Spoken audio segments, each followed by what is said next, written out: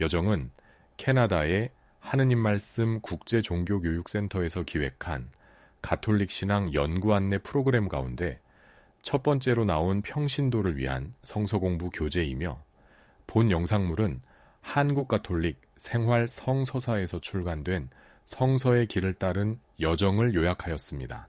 이 교재는 교회에서 보편적으로 받아들여지는 연구 결과에 바탕을 둔 표준적인 이론들과 주석을 채택하였습니다. 제12구역 유다의 예언자들 1 구역의 목표 이사야서와 미가서에서 본문을 뽑아 분석한다. 역사적 배경 하느님께서 당신 백성 가운데서 일으키신 가장 위대한 예언자 네 사람은 역사적으로 같은 시대에 살면서 예언을 했었다. 즉 아모스, 호세아, 이사야, 미가는 모두 기원전 750년에서 740년 사이에 부르심을 받았던 것이다. 그들의 예언을 보면 이 네 사람들이 여러 가지 동일한 것들을 느꼈고 유사한 메시지를 자기 나름의 방식으로 백성에게 선포했음을 알게 된다. 그들은 동일한 역사상의 시련기를 체험했던 것이다. 이사야와 미가는 둘 다 긴 활동 기간을 가졌었는데 아마 대략 기원전 740년부터 690년에 걸친 기간일 것이다.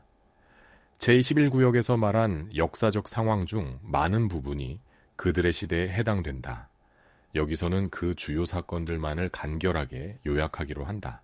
기원전 734년경에 이스라엘과 시리아 동맹군이 유다를 공격한 사건은 이사야에게 대단히 뚜렷한 영향을 미쳤다. 이 사건을 기해 이사야는 그의 가장 강력한 예언들 가운데 몇 가지를 선포하게 되었다. 아시리아인들이 공격해오자 이스라엘과 시리아는 유다로 하여금 자기들의 반아시리아 동맹에 가담하게 하려고 했다. 그러나 유다의 왕 아하즈는 동맹 가입을 거부했다. 그래서 이스라엘과 시리아 군대가 유다를 공격하여 막대한 피해를 입히자 결국 아하즈는 아시리아를 찾아가 자기 동족인 이스라엘과 이웃인 시리아를 치는데 도움을 청한다. 아하즈는 아시리아에 조공을 바쳤고 그래서 아시리아인들은 그를 구하러 와주었다. 그들은 다마스커스를 점령하였고 이스라엘 영토의 꽤 넓은 부분을 떼어가 버렸다. 북왕국의 멸망과 파괴와 유배는 결국 아하즈가 아시리아에게 구원을 요청한 결과였다. 이사야가 살았던 시대는 또한 사마리아가 몰락해 가던 시기에도 해당되었다. 자기 동족의 나라가 이토록 잔인하고 철저하게 붕괴되었다는 소식은 유다를 공포의 도가니로 몰아넣었다. 그래서 유다의 왕들은 한동안 아시리아의 지배에 한꺼할 엄두를 내지 않았다. 그러나 20년쯤 지난 뒤 아하즈의 후계자인 히즈키야는 반기를 들고 조공을 거부해도 괜찮겠다는 생각을 갖게 되었다. 아시리아의 힘을 과소평가한 것이다. 그러자 군대가 몰려와 선급 46개와 수많은 마을들을 빼앗아 유다를 파괴시켜버렸다. 새로운 왕사내림 휘하의 아시리아 군대는 곧바로 예루살렘 성벽까지 진군해왔다. 어떻게 해서 예루살렘이 파괴되고 점령당하는 사태를 피할 수 있었는지는 분명치 않다. 어쨌건 아시리아군은 히즈키야로부터 조공을 받은 다음 예루살렘을 손대지 않고 그대로 둔 채 그대로 퇴각해버렸다. 이 사건은 즉시 기적적이라고 일컬어지었고 사실 그러했다. 이렇게 적의 공격이 있었고 예루살렘이 참화를 모면했던 때는 기원전 701년이었다. 이 세 가지 사건, 즉 이스라엘과 시리아의 유다 공격, 사마리아의 몰락, 그리고 예루살렘의 구출이라는 예상치 못한 사태를 보여준 아시리아의 유다 공격은 이사야 및 그와 동시대인인 미가의 예언들을 해석하는 데 있어서 기억할 필요가 있는 사건들이다. 첫째 마당, 이사야의 목표, 이사야 예언서에서 몇 대목을 뽑아 분석한다. 안내의 말, 우리는 예언자 엘리야를 다룰 때 그가 모세에게 원래의 계시가 내렸던 장소인 하느님의 산 호렙으로 돌아가는 것을 보았다. 그리고 아모스가 가난한 이들과 의지할 곳 없는 이들에게 옛 율법이 부여한 권리들을 주장하고 있는 것도 보았고 호세아가 하느님과 백성 사이의 계약을 자기 예언의 토대로 삼고자 먼 과거에까지 돌아가고 있음을 보았다.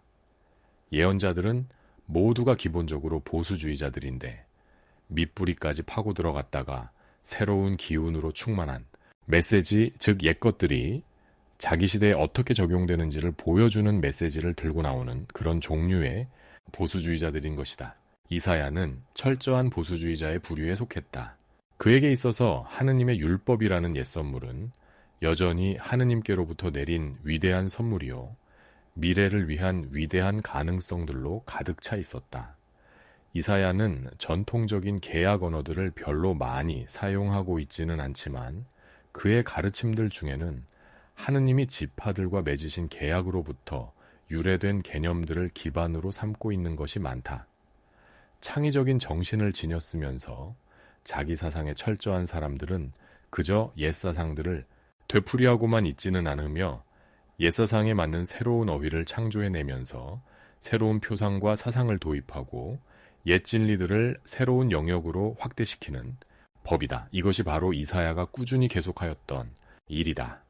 이사야는 유다 출신이었던 것이 분명하며 아마 예루살렘 사람이었을 것이다. 그는 대단히 시적 재질을 지닌 사람이었는데 필경 훌륭한 교육을 받았던 것으로 보인다. 틀림없이 그는 쉽게 왕궁에 접근할 수 있는 위치에 있었을 것이다. 그의 직업이 무엇이었는지, 다시 말해서 그가 무엇을 생계수단으로 삼고 있었는지 정확히 말하기는 불가능하다.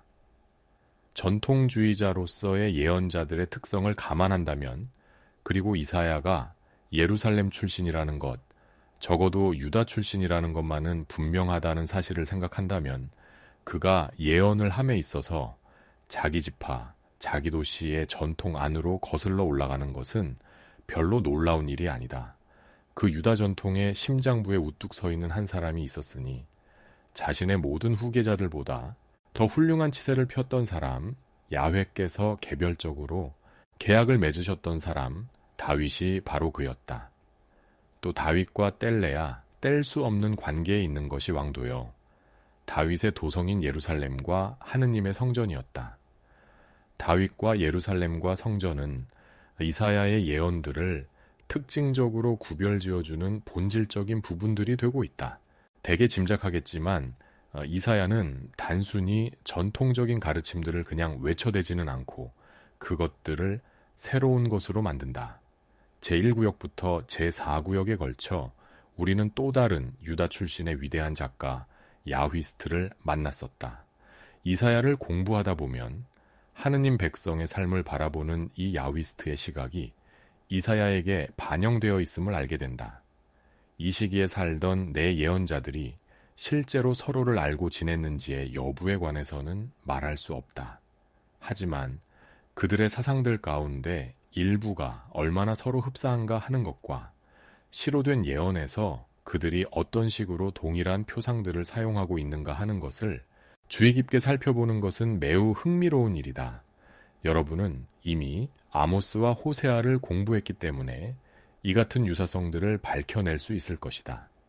다음 영상물에서 계속 이어집니다. 구독 신청으로 함께 해주세요.